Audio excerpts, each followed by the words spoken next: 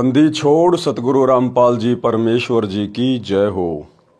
परम पिता परमात्मा सारी सृष्टि के रचनहार कुल मालिक असंख्य ब्रह्मांडों के स्वामी जगत गुरु तीनों लोकों में प्रवेश करके सबका भरण पोषण करने वाले राजाधिराज आत्माधार नाथों के नाथ देवों के देव महादेव सर्वेश्वर महेश्वर मृत्युंजय अजरो अमर आदि अनादि सनातनी प्रभु जगत पिता जगदीश्वर श्री श्री 1008 की उपाधि के वास्तविक अधिकारी अकाल मूरत शब्द स्वरूपी राम वासुदेव सर्वगतम ब्रह्म परम पूज्य प्रथम पूज्य परम संत परम पुरुष परम धनी परम दयालु सत्य कबीर हक्का कबीर अल्लाहु अकबर बाखबर अल्लाह ताला जगत के तारणहार जगत के मुक्तिदाता जगत के जगन्नाथ हारे के सहारे हिंदुओं के राम मुसलमानों के अल्लाह सिखों के वाहिगुरु ईसाइयों के मसीह दया के सागर दयानिधि करुणा के सागर करुणानिधि स्वयंभू परिभू संकट मोचन कष्ट हरण मंगल करण दुख भंजन अविगत कबीर निर्विकार निर्विषम परमात्मा अलय अलेख सतगुरु आदि अनादि सतगुरु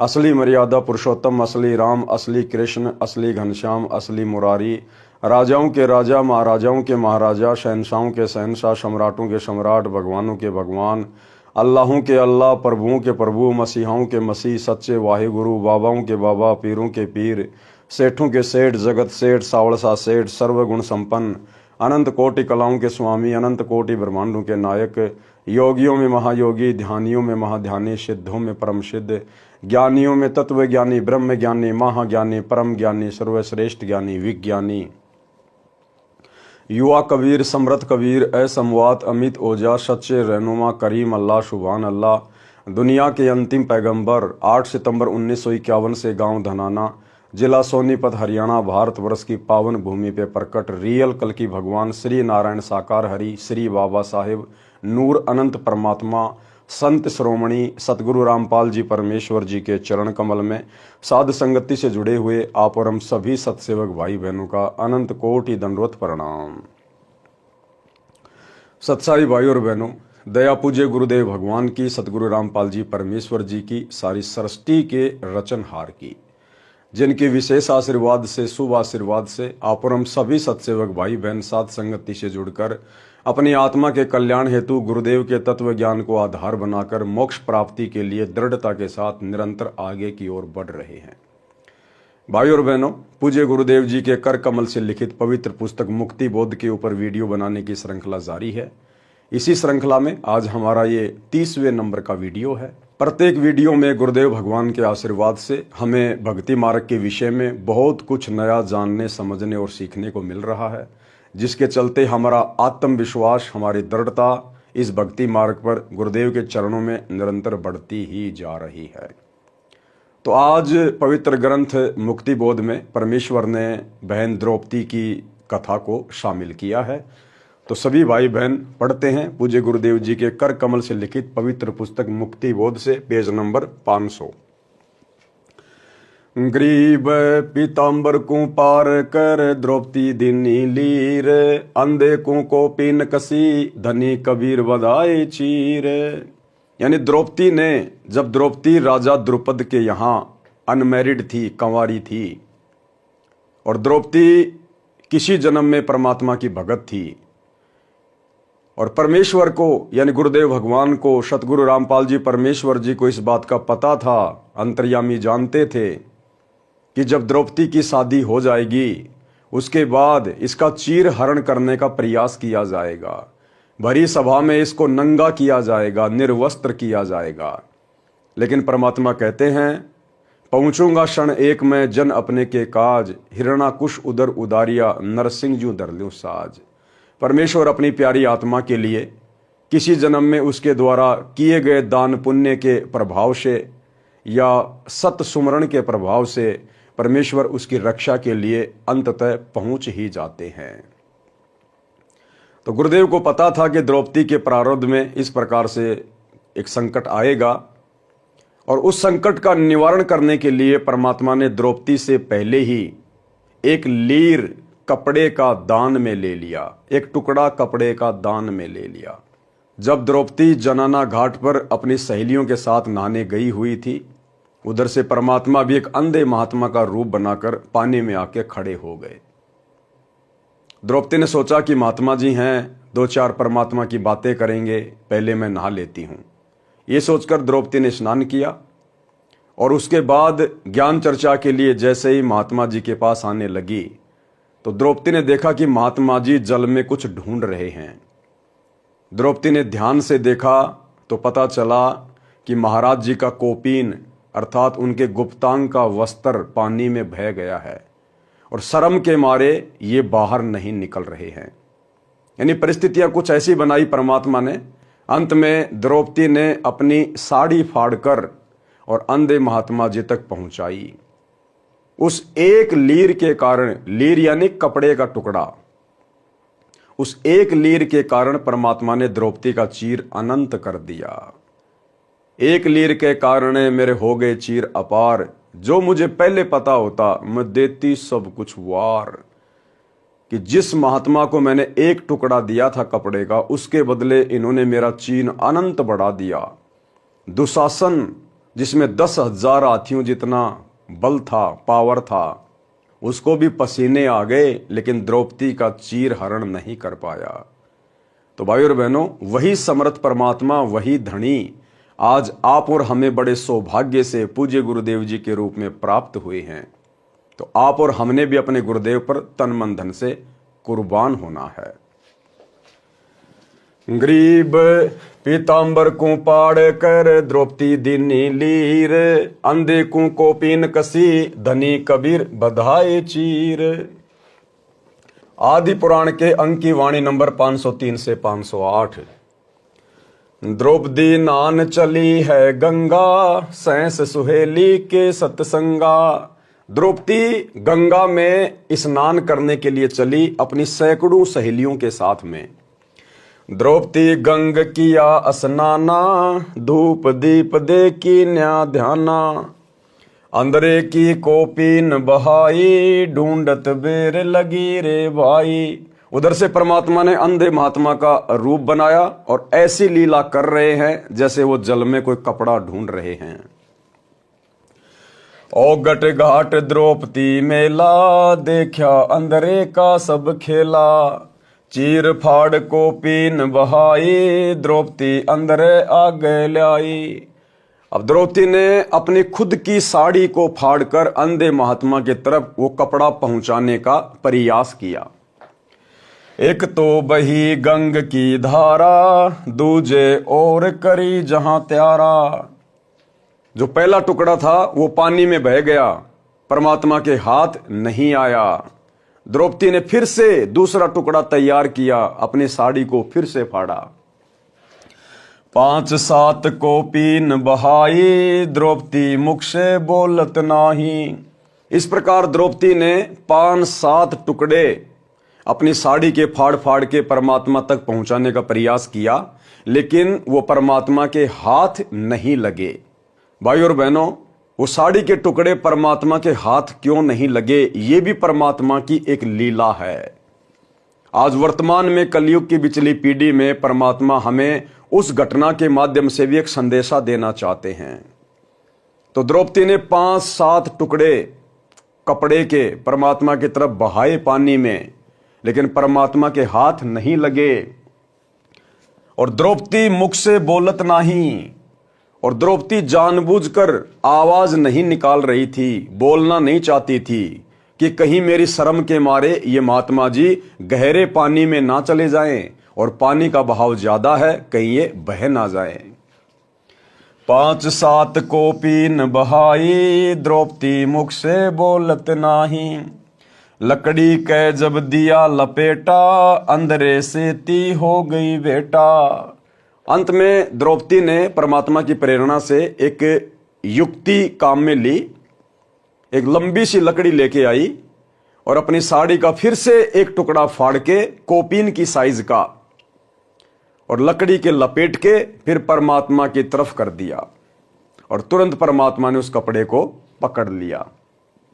अंधरे से ती हो गई भेंटा, यानी उस कपड़े की भेंट अंधे महात्मा के रूप में परमात्मा से हो गई, यानी वो कपड़ा परमात्मा के हाथ में आ गया। लकड़ी के जद दिया लपेटा, अंधरे से ती हो गई बेटा। चीर फाड़ पीतांबर डारा, द्रौपदी चाली नगर मंजारा। अब द्रौपदी तो उसके बाद वापस अपनी नगरी में चली गई, अपने महल में चली गई। दुशासन योद्धा में मनता, 10 सहस्र रापती बलवंता। अब उधर जब द्रौपदी की शादी हो गई और जब वो समय आया द्रौपदी के चीर हरण का, तो दुशासन जब दुर्योधन के कहने पर द्रौपदी को निर्वस्त्र करने लगा, क्योंकि दुशासन में परमात्मा ने 10,000 हाथियों जितना बल बताया, 10,000 हाथियों जितना, तो इतना बलशाली वो द्रौपदी का वस्त्र हरण करने लगा। गरीब नगन अधरे को दिए द्रौपदी चीर उतार, कोटि सहस हो गए दुशासन की बार। पारक के अंक की वाणी नंबर 1206 तथा आदि पुराण की वाणी नंबर 503-508 का सरलार्थ। राजा द्रौपद की बेटी कृष्णा उर्फ द्रौपदी अपने पिता के घर पर कंवारी थी, यानी द्रौपदी का दूसरा नाम क्या था? कृष्णा। राजा द्रौपद की बेटी कृष्णा उर्फ द्रौपदी अपने पिता के घर पर कंवारी थी। उस नगर के साथ एक नदी बहती थी। राजा द्रौपद ने उस नहर के ऊपर अपनी रानियों तथा बेटी के स्नान के लिए एक पक्का घाट बनवा रखा था। उस घाट के आसपास कोई भी नर नहीं जा सकता था, यानी उस घाट के आसपास नर का जाना वर्जित था। द्रौपदी प्रतिदिन नगर की सैकड़ों सहेलियों को साथ लेकर स्नान करने जाती थी। एक सुबह एक अंधा साधु गलती से उस ओर स्नान करने चला गया। अंधा साधु कौन था? परमात्मा बंदी छोड़ सतगुरु रामपाल जी भगवान। एक सुबह एक अंधा साधु गलती से उस ओर स्नान करने चला गया। उसे पता नहीं था कि यहाँ आसपास कोई जनाना घाट भी है। मालिक तो अंतर्यामी है, उन्हें सब कुछ पता था, लेकिन लीला परमात्मा एक अंधे महात्मा की कर रहे थे। उस आधार से गुरुदेव भगवान यहाँ लिख रहे हैं। उस घाट के नीचे की ओर जिस ओर जल बहकर जा रहा था, घाट से लगभग 200 फुट की दूरी पर स्नान करने लगा। उसके पास केवल एक कोपीन थी। कोपीन एक कटी वस्त्र होता है जो 6 इंच चौड़ा तथा 2-3 फुट लंबा कपड़े का टुकड़ा है, जिसे लंगोट भी कहते हैं। अभी कुंभ के अंदर आपने देखे होंगे ऐसे लंगोट बांधे हुए हजारों की संख्या में नागा साधु। दरिया में स्नान करते समय कोपीन पानी में बह गई। उस समय द्रौपदी अपनी हजारों सहेलियों के साथ दरिया में स्नान करने के लिए वहां घाट पर पहुंच गई। बालिकाओं की आवाज सुनकर अंधे साधु को समझते देर नहीं लगी कि मैं किसी जनाना घाट के पास पहुंचा हूं। उस समय साधु नग्न हो गया था।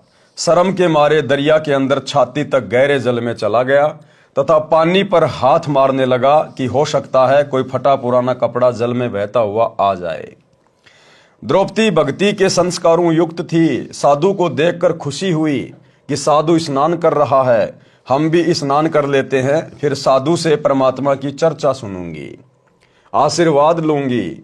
आधा घंटा स्नान करके द्रौपदी घाट से बाहर आई और साधु को देखा कि कहीं चला न गया हो। साधु स्नान ही नहीं कर रहा था, कुछ खोज रहा था। द्रौपदी ने विचार किया, ध्यान लगाकर देखा तो पता चला कि साधु नंगा है। बाहर पटरी पर भी कोई कपड़ा नहीं है। द्रौपदी समझ गई कि साधु की कोपीन पानी में बह गई है। उसे यह भी ध्यान था कि यदि साधु के निकट जाकर बोलूंगी तो लड़की की आवाज सुनकर जल में और आगे भी जा सकता है। दरिया का तेज बहाव है, साधु मर जाएगा। लड़की ने अपनी स्वच्छ नई साड़ी जो प्रतिदिन बदल कर पहनती थी, राजा की लड़की थी, प्रतिदिन नई साड़ी पहनती थी, पुरानी दासियों नौकरानियों को देती थी। अपनी साड़ी से एक 9 इंच चौड़ा टुकड़ा, साड़ी की चौड़ाई जितना लंबा फाड़ा, जल में कोपीन के लिए छोड़ दिया। अंधा होने के कारण साधु देख नहीं पा रहा था, जिस कारण से कपड़े का टुकड़ा साथ से निकल जाता। भाइयों और बहनों, अब इस ज्ञान आधार से हमने विचार करना पड़ेगा। अंधा होने के कारण वो साड़ी के टुकड़े महाराज जी के हाथ नहीं लग रहे थे, ये बात नहीं है। अरे वो काहे के अंधे थे? वो तो परमात्मा थे, स्वयं बंदी छोड़ सतगुरु रामपाल जी भगवान लीला कर रहे थे अंधे की। कारण ये नहीं था कि उन्हें दिखाई नहीं देता था, जिस कारण से वो 5-7 साड़ी के टुकड़े पानी में बह गए। भाई और बहनों, कारण अब आगे समझ में आएगा उसका क्या था। लगभग 7 टुकड़ी द्रौपदी देवी ने निस्वार्थ फाड़कर साधु के लिए बहा दिए, परंतु बात नहीं बनी। फिर लड़की ने एक लंबी लकड़ी खोजी, उसके एक सिरे पर कोपिन के लिए कपड़ा फाड़कर लपेटा, अंधे साधु के हाथों से छू दिया। बाबा कपड़ा बहता आने की आशा में बार बार हाथ पानी पर चला रहा था। साधु के हाथों पर कपड़ा लगा, तुरंत मजबूती से पकड़ लिया। अंधे के हाथ आंखों का कार्य करते हैं। संत को समझते देर नहीं लगी कि यह किसी बेटी की साड़ी का टुकड़ा है।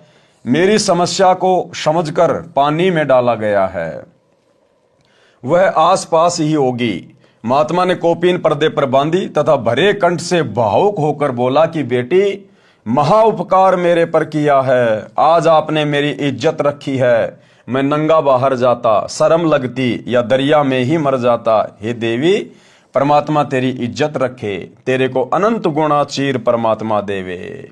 ये आशीर्वाद दिया पूज्य गुरुदेव जी ने अपनी आत्मा को। कहते साधु बोले सहज स्वभाव, और साधु का बोला मिथ्या ना जावे।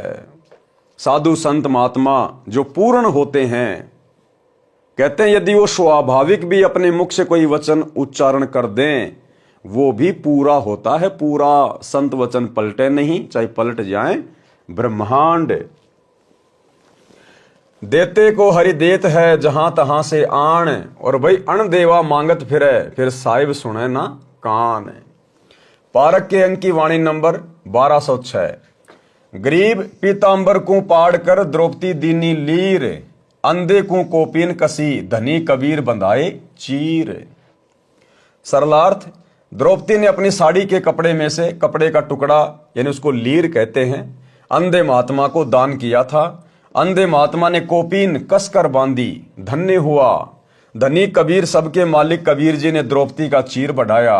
द्रौपदी कोपिन दान करके आशीर्वाद लेकर अपने नगर में चली गई। आदि पुराण के अंक की वाणी नंबर 509 से 521। दुर्योधन राजा जा बोले, द्रौपदी नगर करो पट ओले। द्रौपदी तू ही कर टेरी, राखो लाज मुरारी मेरी। जब दुर्योधन ने आदेश दिया दुशासन को कि हम तो अंधे की औलाद हैं, हमें दिखाई थोड़ी देता है, इसको नंगा करो और मेरी जांग पे बैठाओ, उसी समय द्रौपदी ने देखा कि भाई अब मेरी सहायता करने वाला परमात्मा के अलावा कोई नहीं है। पांचों पांडव जुए में हार चुके थे, वचन में बंध चुके थे। भीष्म पितामह, द्रोणाचार्य और वो योद्धा कर्ण दुर्योधन का मलिन अन्न खाकर उसके दबाव में था। सच्चाई के लिए सर ऊपर करके आवाज नहीं उठा पा रहे थे। द्रौपदी ने देखा अब तो परमात्मा के अलावा कोई नहीं बचा पाएगा। तब आत्मा से पुकार की थी, आत्मा से। तब वो परमात्मा अपनी आत्मा की शुद्ध लेता है। दुर्योधन राजा जा बोले, द्रौपदी नगर करो पट ओले। द्रौपदी तू ही कर टेरी, राखो लाज मुरारी मेरी। विदुर कहे ये बंधु थारा, एक कुल एक परिवारा। विदुर के मुख पर लग्या थपेड़ा, तू तो है पांडवों का चेहरा।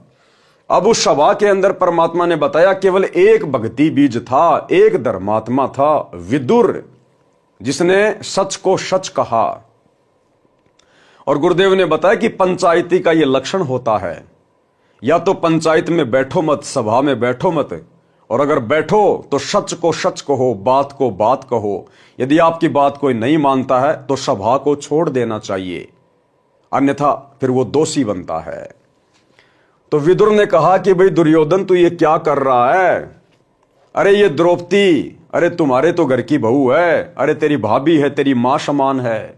कल को ये बात जब बाहर जाएगी, समाज में जाएगी, दुनिया तुम्हारे मुंह पे थूकेगी कि अपने घर की इज्जत खुद ही बर्बाद कर दी, अपने घर की इज्जत खुद ही लुटा डाली। विदुर कहे ये बंधु थारा, एक कुल एक परिवारा। विदुर के मुख पे लग्या थपेड़ा, तू तो है पांडवों का चेहरा। तू तो है बांदी का जाया, विषम द्रोण कर्ण मुस्काया।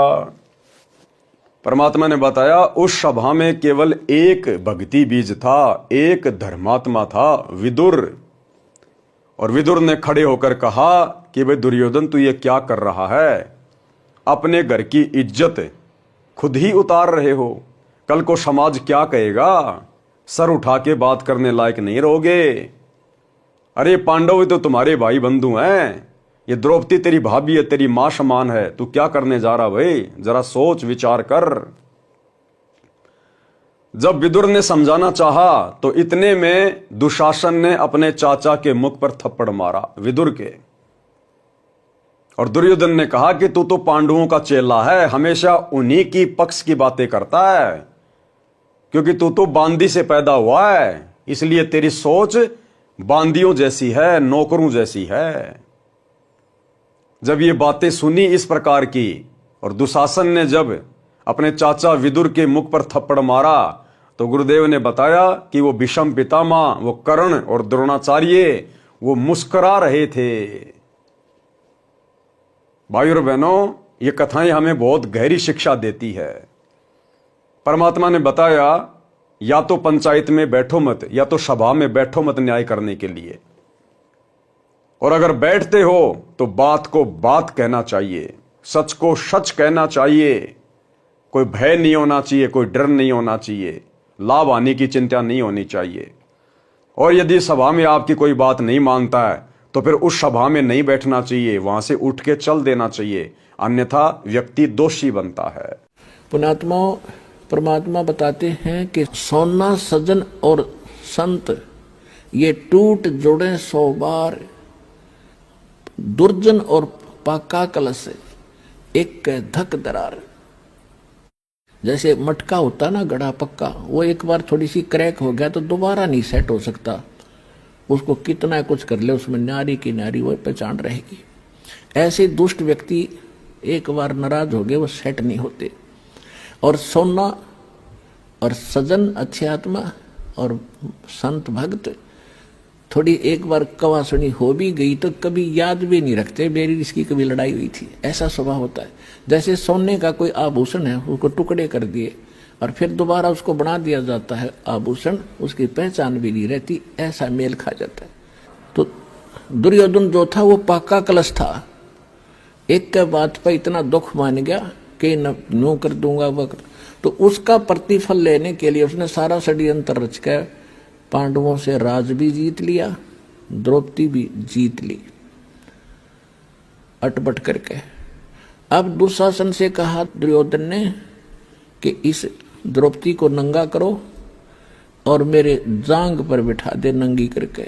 बता, सरेआम सभा में ये पंचायत थी, इस महाभारत इस ग्रंथ नाम पढ़ पढ़ कर हमने आंखें फुड़वा ली। इसमें क्या विचार था? अब वहां सारी सभा बैठी, भीष्म पितामह, द्रोणाचार्य और कर्ण जैसे योद्धा, और भीष्म पितामह तो उनका दादा था, और द्रोणाचार्य गुरु, और कर्ण एक बहुत बड़ा योद्धा थे, और तीनों के तीनों ये वैसे भी सूरवीर थे। तो वहां किसी ने भी ये नहीं कहा दुर्योधन तो के जुल्म कर रहा है, अरे बेवकूफ ये क्या करने जा रहा है तू। देखो, सभा पंचायत के अंदर एक नियम होता है, जो नेक व्यक्ति हो जायज बात कहे, और कोई ना मानने तो उठ कर चला जा, सभा त्याग देनी चाहिए, वहां रहना भी दोष लगे। तो जब उन्होंने ये कर्म शुरू किया उसी समय विदुर खड़ा हुआ। विदुर ने कहा कि रे नालायक को क्या कर रहे हो तुम, अपनी बहू को और बेइज्जत कर रहे हो। कौरव और पांडव चाचा ताऊ के हो तुम, तुम्हारी और इसकी इज्जत में कौन सा फर्क है। बाहर के लोग ने कहेंगे अपनी इज्जत आप पे तार दी ने। कहते हैं विदुर कहे ये बंधु थारा, एक के कुल एक के पर वो परिवार। विदुर के मुख पर लगा थपेड़ा, तू तो है पांडवों का चेहरा। अब दुशासन ने अपने चाचा विदुर का थप्पड़ मारा कि तू तो इनका चमचा है, पांडवों की ओर बोलता हमेशा। और वो कह था न्याय की बात कि भाई इसे तो पांडवों की बहू, ऐसी कौरवों की। बता इसमें किसकी इज्जत खराब? अपनी इज्जत आप ही खराब कर रहे हो। तुम कहते हैं, विदुर कहे ये बंधु थारा, ये थारा भाई है, तुम्हारे भाई है, और एक का कुल एक परिवार है। विदुर के मुख पर लगा थपेड़ा, तू तो है पांडवों का चेहरा, तू तो है बांदी का जाया। दुशासन ने कहा कि तू तो बांदी से पैदा हुआ है, तेरी मनोवर्ती गुलाम वाली ही है, तू हमेशा ऐसी घटिया बात करता है। तू तो है बांदी का जाया। और भीष्म, कर्ण और द्रोण मुस्काया। जब दुशासन ने अपने चाचा का थप्पड़ मारा और उसको यूं कहा कि तू तो है बांदी का जन्मा हुआ गुलाम, तो उस बात पर वह तीनों, भीष्म पितामह दादा और द्रोणाचार्य गुरु और कर्ण व सूरवीर, तीनों ने हंसन लगे, मुस्कुराए। एक बहुत अच्छी बात कही। अरे बेशर्मो, खड़ा होकर ये कहना चाहिए था, बेवकूफ तूने कैसे अपने चाचा पर हाथ उठा दिया, नकमी आत्माओं। अगर उन तीनों में से एक भी खड़ा होकर ये कह देता खबरदार से लड़की का हाथ लगाया, कौरवों की हिम्मत नहीं थी। लेकिन वो बुद्धि भ्रष्ट थे। जब लड़की को नंगा किया जा रहा सरेआम, और वहां बैठे किस लिए? फिर वो, उनमें कितनी गंदी सोच होगी ये सहज हिसाब लगाया जा सकता है। तो यहां परमात्मा ने सूक्ष्म वेद के अंदर इन पुराने ग्रंथों का भी जूस निकाला है, निष्कर्ष निकाल कर आपको दिया जा रहा है। तो केवल एक भक्ति बीज था, धर्मात्मा विदुर, जिसने सच बात कही। दुशासन भर है गलबाही, द्रौपदी ध्यान दर्या पदमाही। अब दुशासन ने अपनी भाभी को अपनी बाहों में भर लिया, उसको निर्वस्त्र करने के लिए। उसी समय द्रौपदी ने परमात्मा से अर्ज की, गरीब द्रौपदी टेरी ध्यान धर, सुनो पुरुष रघुवीर, दुशासन था के जब अनंत कोटि भय चीर। अब परमात्मा क्या करता है भाई और बहनों? जब तक हम पूर्ण संत की शरण में नहीं आते हैं, परमात्मा की शरण में नहीं आते हैं, क्योंकि पूर्ण संत, तत्वदर्शी संत, सतगुरु परमात्मा कबीर जी स्वयं ही बनकर आते हैं।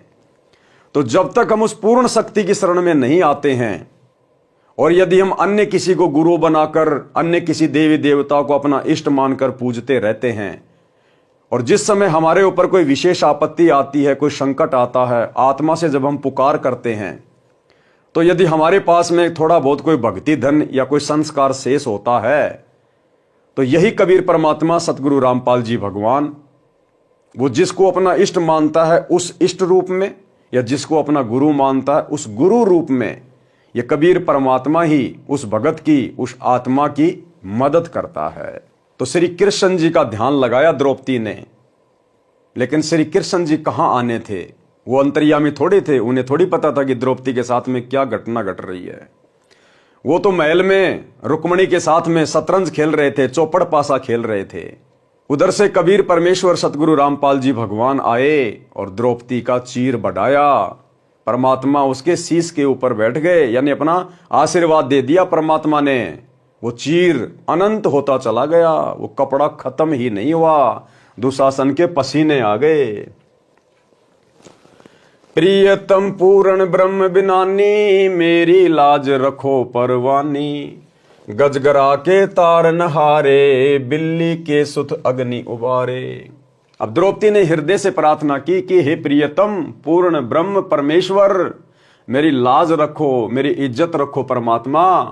हे परमात्मा, आपने मगरमच्छ से हाथी की जान बचाई परमात्मा, आपने बिल्ली के बच्चों को आवे की अग्नि से बचाया परमेश्वर, आप मेरी भी रक्षा करें। प्रहलाद भगत किए परवाना, नरसिंह रूप धर्या विधि नाना। हे परमेश्वर, आपने अपनी प्रिय आत्मा भगत प्रहलाद को बचाने के लिए नरसिंह रूप धारण किया।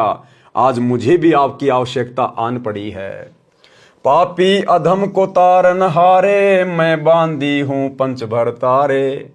मैं पांचों पांडवों की पत्नी पंचभरतारी आपसे विनती करती हूं, अर्ज करती हूं, हे परमेश्वर आप मेरा उद्धार करें, आप मेरी रक्षा करें।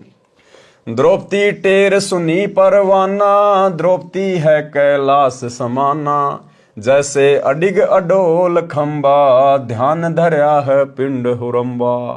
अब द्रौपदी तो बिल्कुल शून्य हो गई और ध्यान सुरती अपने परमात्मा में लगा दी। रुक्मणी कर पकड़ा मुस्काई, अनंत कहां मोकू समझाई। अब परमात्मा का नियम है, आपने जिसको अपना गुरु बना रखा है उसके माध्यम से परमात्मा अपनी शक्ति भेजता है उस आत्मा तक। तो द्रौपदी ने ध्यान लगाया श्री कृष्ण जी का, क्योंकि वो उसे अपना प्रियतम मानती थी, अपना गुरु मानती थी। उधर से श्री कृष्ण जी शतरंज खेल रहे थे अपने महल में रुक्मणी के साथ में। अब जैसे द्रौपदी ने प्रार्थना की तो परमात्मा ने श्री कृष्ण जी के हाथ को यूं कर दिया आशीर्वाद की मुद्रा में, और चौपड़ पासा खेलते खेलते श्री कृष्ण जी के मुख से निकला अनंत अनंत। परमात्मा ने निकलवाया और रुक्मणी ने कहा अनंत कहां मोकू समझाई। आप तो शतरंज खेल रहे हो, इसमें अनंत शब्द नहीं बोला जाता, आपने अनंत शब्द क्यों बोला, मुझे इसका रहस्य समझाइए। रुक्मणी कर पकड़ा मुस्काई, अनंत कहां मोकू समझाई। अब क्या कहा फिर श्री कृष्ण जी ने, परमात्मा ने बुलवाया, दुशासन को द्रौपदी पकड़ी, मेरी भक्ति सखल में सिखरी। जो मेरी भगत पछोड़ी होई, हमरा नाम न लेवे कोई। परमात्मा कहते हैं मेरी प्यारी आत्मा द्रौपदी को दुशासन ने पकड़ रखा है, उसकी बेइज्जती करना चाहता है, निर्वस्त्र करना चाहता है। और संसार में यदि मेरा भगत बेइज्जत हो गया, अगर मेरे भक्तों पे आपत्ति आ गई तो फिर मेरा नाम कौन लेगा संसार में। परमात्मा ने श्री कृष्ण जी के मुख से बुलवाया, श्री कृष्ण जी के मुख से, कि दुशासन को द्रौपदी पकड़ी और मेरी भक्ति सखल में सिखरी। और जो मेरा भगत पछोड़ी होई, तो हमरा नाम ना लेवे कोई। दुशासन को द्रौपदी पकड़ी, मेरी भक्ति सखल में सिखरी। जो मेरी भक्ति पछोड़ी होई, हमरा नाम न लेवे कोई। गुरुदेव कहते हैं अगर मेरे भगत पे आपत्ति आ गई, मर्यादा में रहकर भक्ति करने वाले भगत पर, तो मेरा नाम कौन लेगा। तंदेही से पासा डारी, पहुंचे सूक्ष्म रूप मुरारी। अब उधर तो श्री कृष्ण जी अपने शरीर से चौपड़ पासा खेल रहे थे, और उधर से तुरंत परमात्मा सूक्ष्म रूप में पहुंच गए अपनी प्यारी आत्मा के पास में। द्रौपद सुता के चीर बढ़ाए, शंख असंखों पार न पाए। खेचत खेचत खेच कसी सा, सिर पर बैठे हैं जगदीशा। अब वो खींच रहा है दुशासन, पसीने आ गए, थक गया, लेकिन उस चीर का अंत नहीं आया। क्यों? क्योंकि द्रौपदी के शीश पर परमात्मा बैठे थे, जगदीश बैठे थे। जगदीश जगत प्लस ईश, सारे संसार का स्वामी, सारी सृष्टि का स्वामी। शंखों चीर पितांबर जीने, द्रौपदी कारण सायब कीने। शंखों चीर पितांबर डारे, दुशासन से योद्धा हारे। गरीब पंडों से तिद्रोह करी, गए इकोतर वीर। भीष्म द्रोण कर्ण कै, शीस चढ़ी तकसीर। भीष्म द्रोण कर्ण कुल द्रोहा, पंडों से ती पकड़ा लोहा। दुर्योधन की संज्ञा कीनी, वासुदेव की कल्पना चीनी। भीष्म, द्रोणाचार्य और कर्ण, इन्होंने अधर्म का साथ दिया, धर्मात्माओं का साथ नहीं दिया, सत्य का पक्ष नहीं लिया। अंत में उनकी दुर्गति हुई, दुर्गति। आदि पुराण की वाणी नंबर 509 से 521 का सरलार्थ है। धृतराष्ट्र तथा पांडु दो भाई थे। धृतराष्ट्र बड़ा था तथा अंधा था, जिस कारण से छोटे भाई पांडु को राज्य दिया गया। पांडु दिल्ली का राजा बना। धृतराष्ट्र के 101 पुत्र जन्मे, पांडु के 5 पुत्र। पांडु राजा पीलिए का रोगी था, उसकी मृत्यु हो गई। उसके बड़े बेटे युधिष्ठिर को राजा नियुक्त किया गया। धृतराष्ट्र के बड़े पुत्र का नाम दुर्योधन था, उससे छोटे का नाम दुशासन। यहां पर यह बताना अनिवार्य है कि द्रौपदी का विवाह अर्जुन पांडव के साथ हुआ था। पांडव 5 भाई थे, युधिष्ठिर, अर्जुन, ये कुंती रानी से जन्मे थे। पांडव राजा की 2 रानियां थी। माद्री पांडव राजा के साथ सती हो गई थी। तब तक अर्जुन का विवाह द्रौपदी से नहीं हुआ था। जब स्वयंवर में मछली की आंख में तीर मारकर अर्जुन ने द्रौपदी के विवाह की शर्त पूरी कर दी थी, तो राजा द्रौपद ने अपनी बेटी द्रौपदी का विवाह अर्जुन से कर दिया। उस समय स्वयंवर में 5 पांडव गए थे। जब द्रौपदी को लेकर 5 पांडव घर आए तो कुंती माता महल के अंदर थी, दरवाजा बंद था। युधिष्ठिर ने आवाज लगाई, माता जी दरवाजा खोलो, आपके 5 पुत्र आए हैं, एक अनमोल वस्तु लाए हैं। माता कुंती ने अंदर से ही कह दिया कि उस वस्तु को 5 बांट लो। जब कुंती ने बाहर आकर देखा तो एक बहू लाए हैं। माता ने कहा कि बेटा, माता के वचन का पालन करना होगा, ये तुम 5 की पत्नी हो रहेगी। अब ये था महाभारत का ज्ञान। अरे अगर गलती से कह भी दिया कि इस वस्तु को आपस में बांट लो, तो चलो खाने पीने की वस्तु होती तो आपस में बांट लेते। जब बाद में देखा कि भाई ये तो वस्तु नहीं, ये तो एक लड़की है, बहू लाए हैं, तो बोल देती कि कोई बात नहीं बेटा, मैंने बिना सोचे समझे बोल दिया, परमात्मा मुझे माफ करे, कोई बात नहीं बेटा। लेकिन भाई और बहनों, काल ने यह कहानी इसी प्रकार से घटित करवानी थी। राजा युधिष्ठिर ने एक अति सुंदर महल पूर्ण रूप से ग्लास का बनवाया था, यानी शीशे का बनवाया था। एक दिन द्रौपदी सिर पर घड़ा लेकर प्रतिदिन की तरह तालाब से पीने का पानी लेकर घर पर आई थी। उसी समय दुर्योधन भी पांडवों के शीश महल को देखने के लिए आया, तो उसकी टक्कर शीशे की दीवार से हो गई, क्योंकि पता नहीं लगता था कि आगे खाली स्थान है या दीवार है। टक्कर लगने से दुर्योधन धड़ाम से गिरा। द्रौपदी जोर जोर से हंसी तथा व्यंग किया कि अंधे की संतान अंधी ही होती है। इस बात का दुर्योधन ने बहुत दुख माना तथा प्रतिशोध लेने का अवसर तलाशने लगा। गुरुदेव भगवान कहते हैं कि तीर कमान से और बात जुबान से एक बार निकलने के बाद वापस नहीं आती है, इसलिए भक्तों ने बहुत सोच समझ के अपनी जुबान से शब्द निकालने चाहिए। अब वही तो बात है ना, कहते हैं तीर कमान से और वचन जुबान से निकलने के बाद वो वापस नहीं आता। तो सोच समझ कर हमने हर क्रिया बोल चाल करनी चाहिए। भाई और बहनों, ये द्रौपदी की गलती थी, क्योंकि द्रौपदी कालवश थी। काल ने इस घटना को इसी प्रकार से घटित करवाना था द्रौपदी के माध्यम से। लेकिन आप और हम भगत भाई बहनों ने इस महाभारत से शिक्षा लेनी है कि हम भगत भाई बहनों ने कोई भी कुवचन, कोई भी ऐसा व्यंग जो आगे चलकर हमारे लिए परेशानी पैदा कर दे, हम भक्तों ने अपने मुख से नहीं निकालना चाहिए। परमात्मा कहते हैं, जिव्या तो वाहे बली जो रटे हरि को नाम, नहीं तो काट के फेंक दियो मुख में बलो ना चाम। हमें इस जिव्या से उच्चारण करने के लिए परमात्मा ने अमर मंत्र दे दिए, अमर सत्संग दे दिए, सतगुरु की महिमा कीजिए। हमने इस जिव्या का दुरुपयोग नहीं करना है, बहुत सोच समझकर शब्दों का इस्तेमाल करना है। और दूसरी बात, यदि हम भगत भाई बहनों को कोई कुवचन बोल भी दे, कोई व्यंग मार दे, तो हम भगत भाई बहनों ने दुर्योधन की तरह उस बात को पकड़ के नहीं बैठना चाहिए। यह भी एक भगत का लक्षण नहीं होता है। परमात्मा कहते हैं, साधु सज्जन और सोना टूट जुड़े सोबार, दुर्जन कुंभ कुमार का एक धक्के दरार। जिस प्रकार साधु यानी भगत और सज्जन यानी अच्छे इंसान और सोना जो एक धातु होती है, उनको कितनी ही बार आपस में तोड़ दो, मरोड़ दो, यानी संतों को चाहे कोई गाली दे दो, चाहे संतों से कोई बुरा व्यवहार कर लो, अगर छोटी मोटी बात को लेकर संतों में भक्तों में कोई विवाद हो गया, झगड़ा हो गया, तो जो संत होते हैं, साधु होते हैं, सज्जन पुरुष होते हैं, वो उस बात को अपने दिल पर लेके नहीं बैठते दुर्योधन की तरह। वो वापस एक दूसरे से माफी मांग के वैसे ही हो जाते हैं जैसा कभी उनके बीच कभी कोई विवाद हुआ ही नहीं। तो ये तो है संतों के लक्षण, भक्तों के लक्षण। और जो बात को गांठ मार ले वो है दुर्योधन।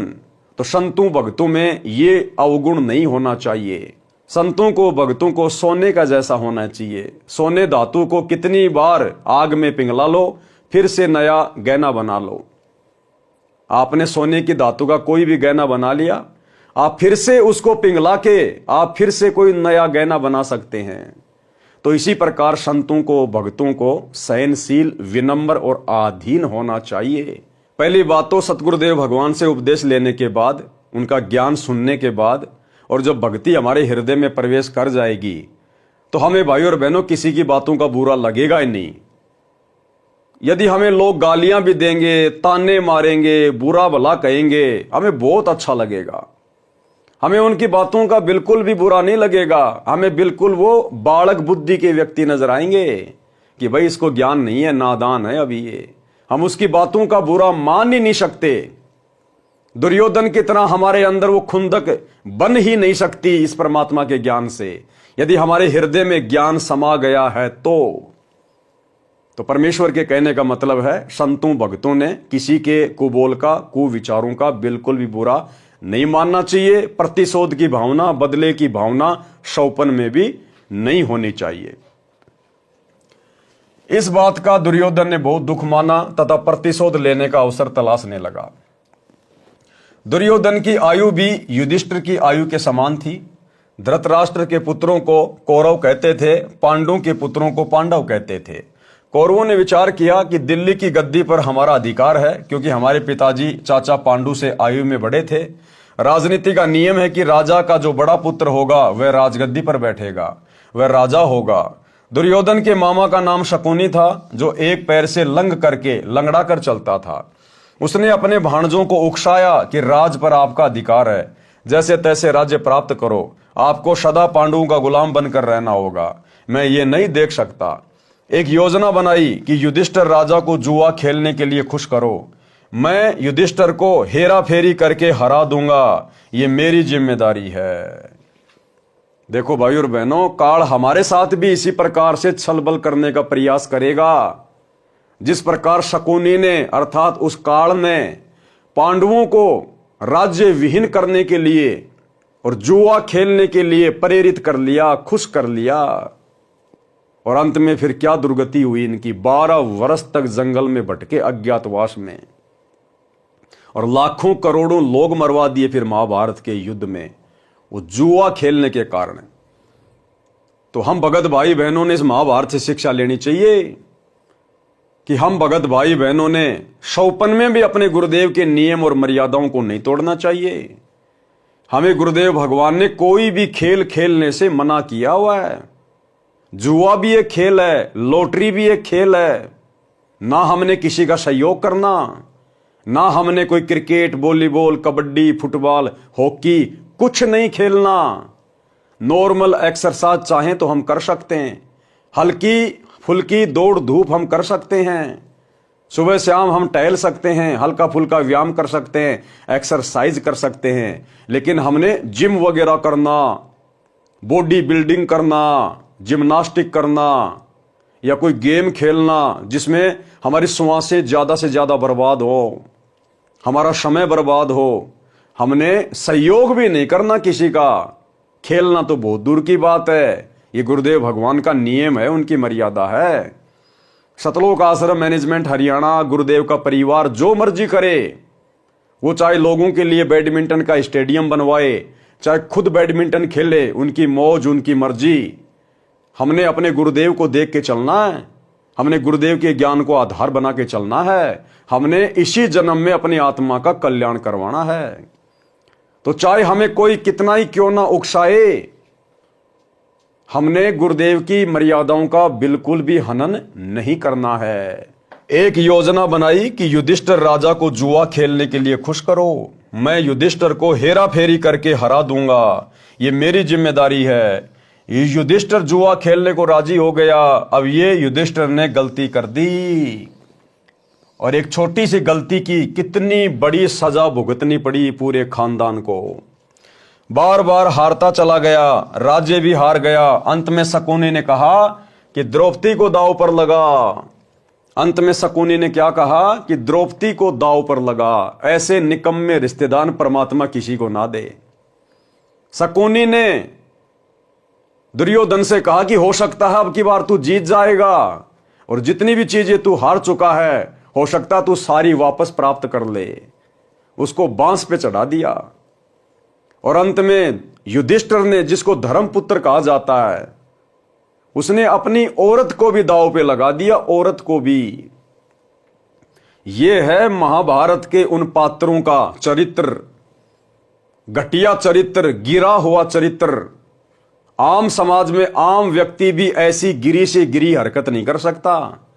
अपनी औरत को, अपने घर की इज्जत को जुए में नहीं लगा सकता, दांव में नहीं लगा सकता। और बिना इस तत्व ज्ञान के, बिना सतगुरु के ज्ञान के, हम जिस महाभारत को बड़े शौक से देखा करते थे, बड़े सम्मान के साथ हम भीष्म पितामह, कर्ण, द्रोणाचार्य का नाम लिया करते थे, आज गुरुदेव के ज्ञान से समझ में आया इन लोगों से गिरा हुआ घटिया चरित्र तो संसार में किसी का था ही नहीं। तो भाई और बहनों, हमने इन कथाओं से शिक्षा लेनी है, शिक्षा। हमने स्वयं भी नेक नीति से चलना है और दूसरों को भी नेक नीति से, बिना किसी व्यवधान के अपना जीवन जीने देना है। हो सकता है सब लौट आए। शकुन ने कहा कि हो सकता है द्रौपदी को दांव पर लगाने के बाद तू जीत जाए और सारी हारी हुई चीजें तू वापस प्राप्त कर ले। युधिष्ठिर ने द्रौपदी यानी अपनी पत्नी को भी दांव पर लगा दिया, उसमें भी युधिष्ठिर हार गया। शर्त थी कि जो सब हार जाएगा वह पूरा परिवार 12 वर्ष वन में निवास करेगा, किसी बस्ती में नहीं रहेगा, 1 वर्ष अज्ञातवास में रहना होगा। यानी 12 साल तक तो उनको जंगल में रहना पड़ेगा और 1 साल अज्ञातवास। अज्ञातवास का मतलब, अगर उस वर्ष अगर दुर्योधन ने यानी कौरवों ने आप पांडवों को ढूंढ निकाला तो फिर से आप लोगों को 12 साल के लिए जंगल में रहना पड़ेगा। तो 1 साल तक वो अज्ञातवास में रहे, छुप के।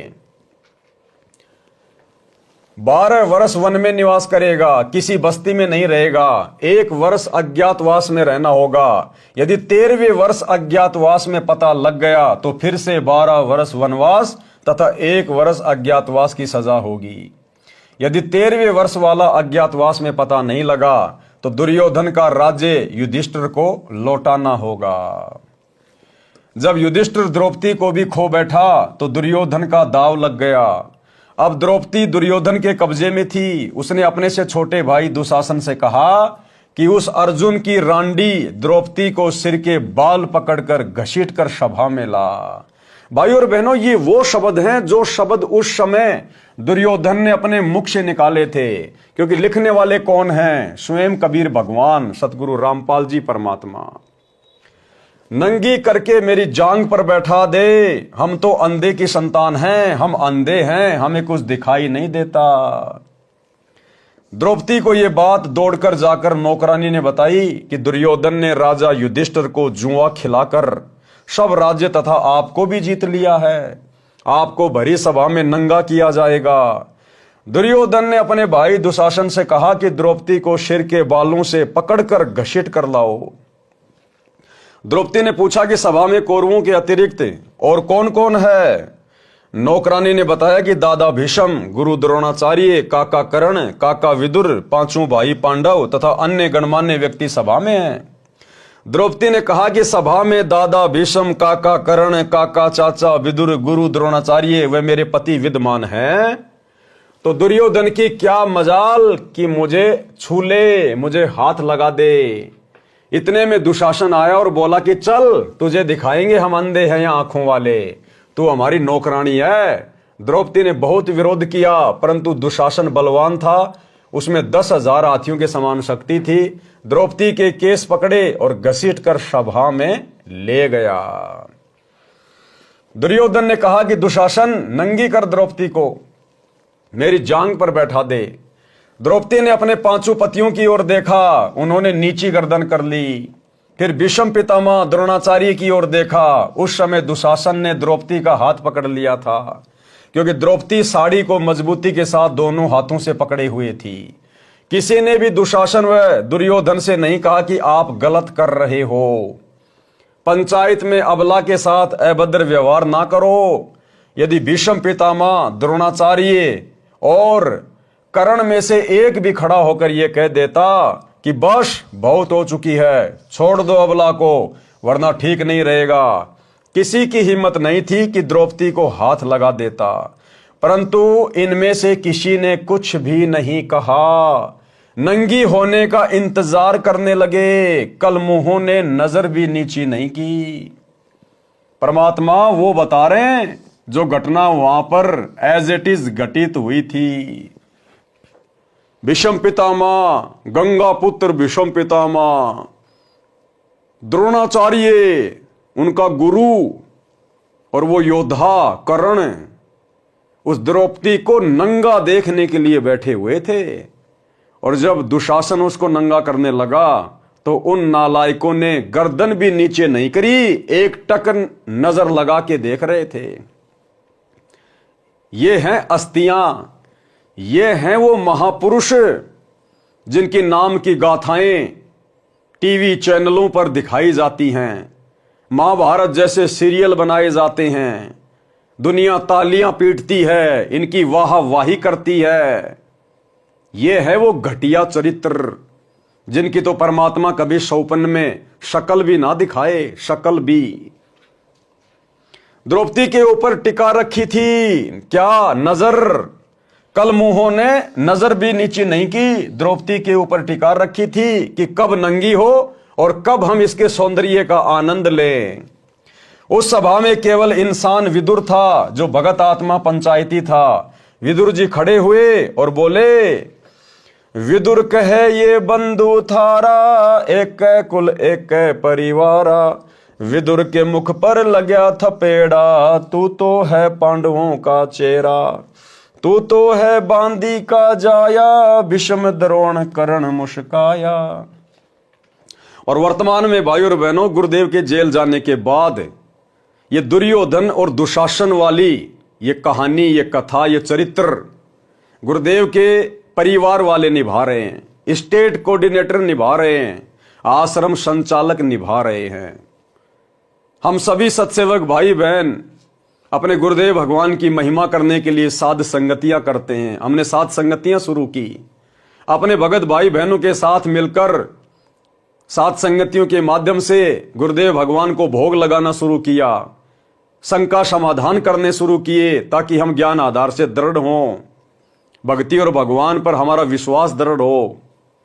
लेकिन ये सारी बातें इन कौरवों को पसंद नहीं आई और इन्होंने तरह तरह से साध संगतियों में आकर व्यवधान डालना शुरू किया। भगत भाई बहनों को लठों से मारा, मुकदमे करवाए, जेल करवाई, गालियों की सीमा नहीं। लेकिन भाई और बहनों, एक भी व्यक्ति आवाज उठाने को तैयार नहीं हुआ। कोई भी स्टेट कोऑर्डिनेटर, कोई भी आश्रम संचालक, एक भी व्यक्ति, सब के सब नंगा नाच देख रहे हैं, नंगा नाच।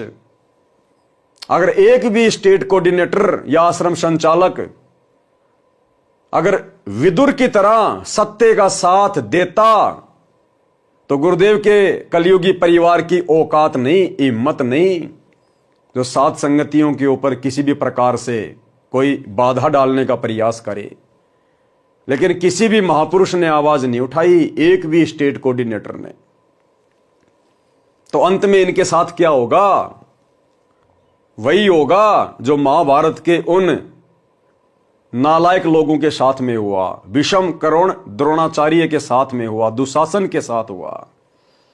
और यदि किसी ने थोड़ी बहुत कोई आवाज उठाने की विदुर की तरह कोशिश भी की, सच को सच कहने का भी प्रयास किया दुर्योधन के सामने, गुरुदेव के परिवार के सामने, तो उनके नाम के तुरंत पीले पर्चे निकाल दिए गए। जैसे दुशासन ने तुरंत थप्पड़ मार दिया और कहा तू तो है बांदी का जाया।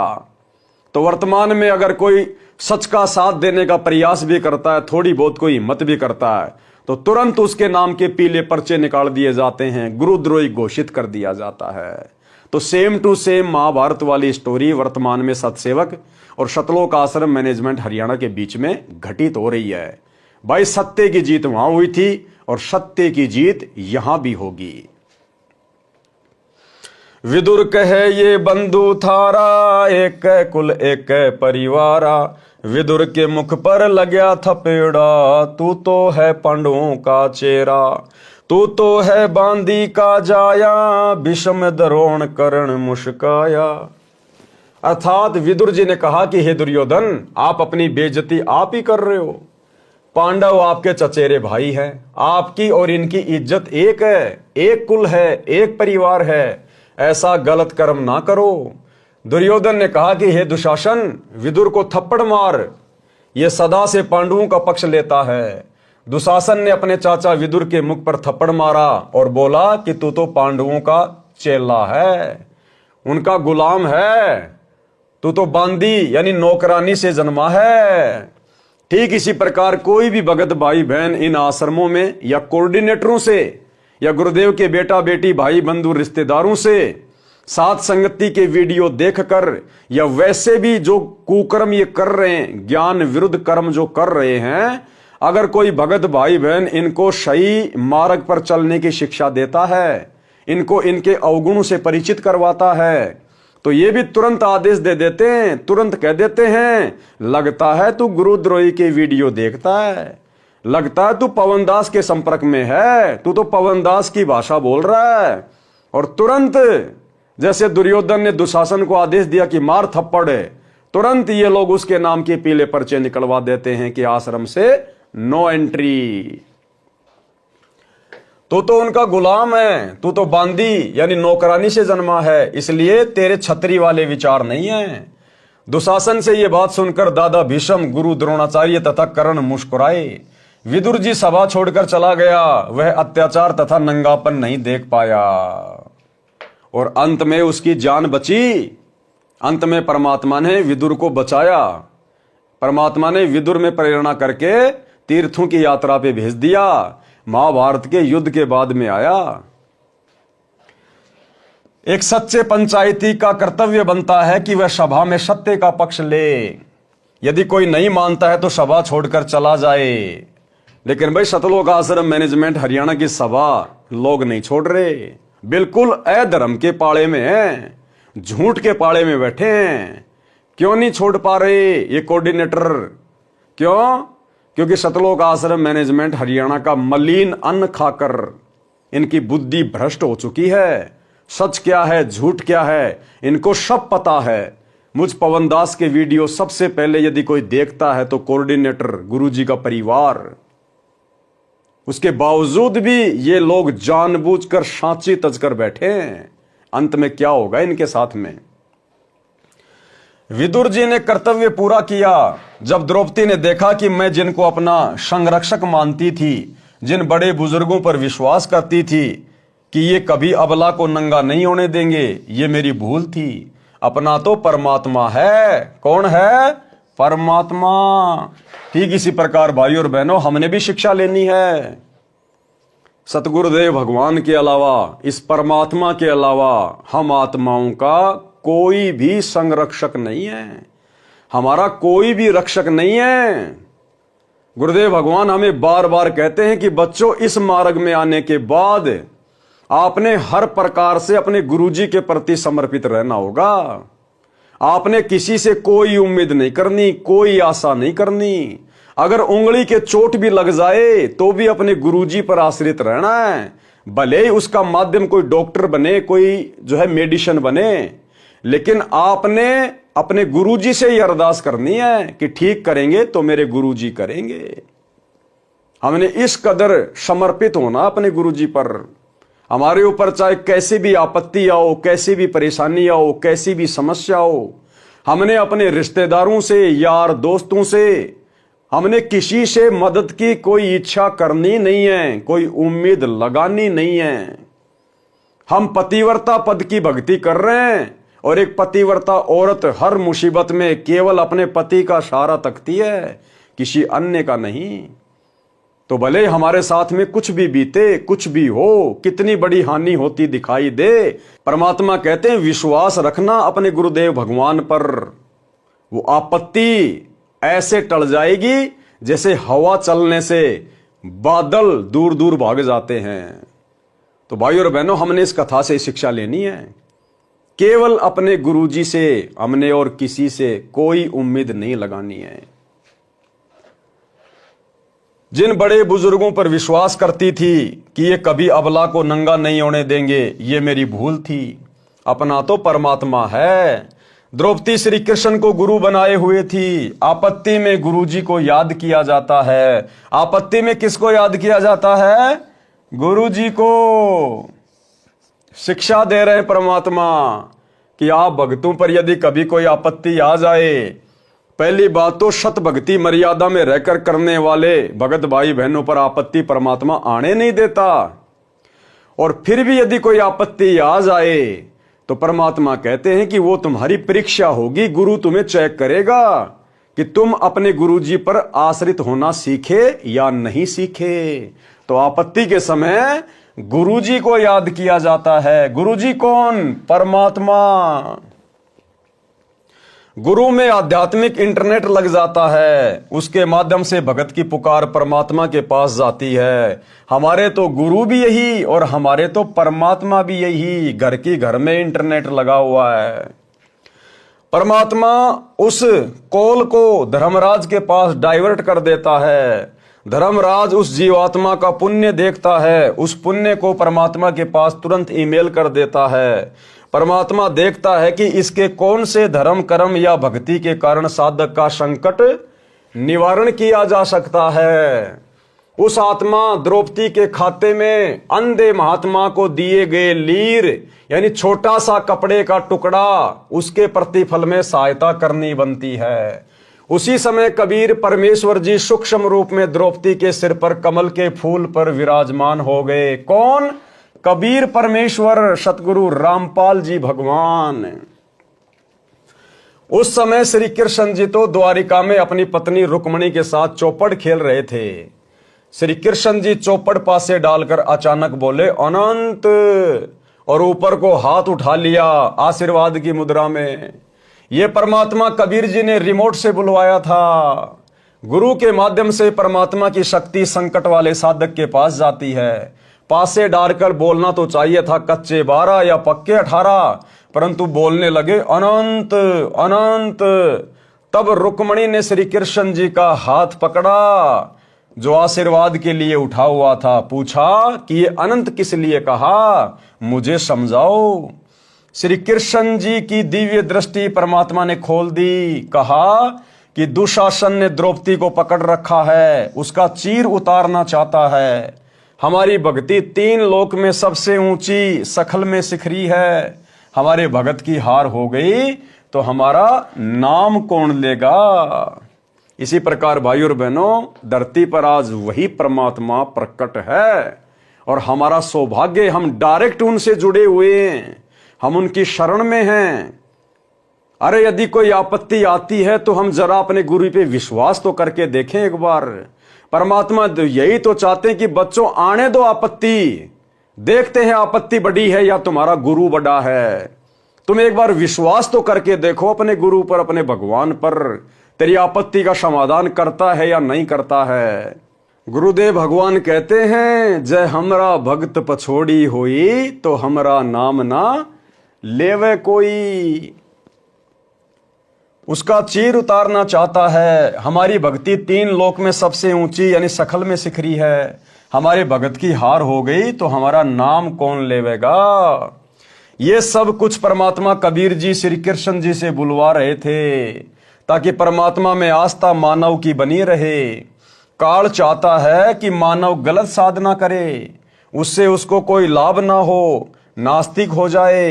अंधा बाबा की भूमिका भी स्वयं परमात्मा कबीर जी ने ही की थी। शुरू में तो गुरु जी ने क्या लिखा कि एक अंधा महात्मा था, उसको पता नहीं था, दिखाई नहीं दे रहा था। और अब लास्ट में क्या कह रहे हैं, उस अंधे महात्मा की भूमिका भी परमात्मा कबीर जी ने निभाई थी। तो ठीक इसी प्रकार भगत भाई बहनों, परमात्मा अपने आप को छुपाए हुए हैं। सन 1994 से सतगुरु रामपाल जी यानी स्वयं कबीर परमात्मा ने ही अपना यथार्थ 13वां कबीर पंथ चलाया है। 8 सितंबर 1951 को सतगुरु रामपाल जी अर्थात ये कबीर परमात्मा प्रकट हुए हैं। अगर ज्ञान को आधार बनाकर वर्तमान में इस सत्य को स्वीकार कर लेंगे तो हमारा भला, अन्यथा अंत में तो पूरी दुनिया ऊपर को हाथ करके रोएगी। जिस प्रकार मगर से जब परमात्मा सह शरीर गए तो सब लोग आपस में एक दूसरे से गले लग लग के रो रहे थे कि हम तो परमात्मा को पहचान नहीं पाए, हम जान नहीं पाए, हमने तो घर आए भगवान को हाथों से गवा दिया। तो भाई और बहनों, अंत में ऐसा ना हो फिर कि आप और हम भगत भाई बहन भी इसी प्रकार से आंखों से आंसू निकाल निकाल कर रोए।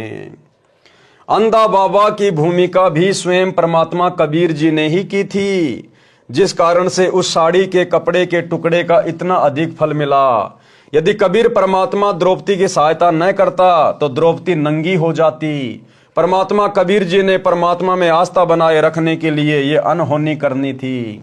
द्रौपदी के चीर को बढ़ाकर विश्व विख्यात चमत्कार कर दिया, जो आज तक परमात्मा का गुणगान हो रहा है। कृष्ण जी के तो अनेकों भगत है, किसी अन्य के लिए ऐसा चमत्कार नहीं हुआ। मेरे संत रामपाल दास की लोहे के तारों की जाली जो खिड़कियों पर मच्छरों के बचाव के लिए लगाई जाती है, वह कबीर परमात्मा ने लगभग 1 फुट बढ़ाई।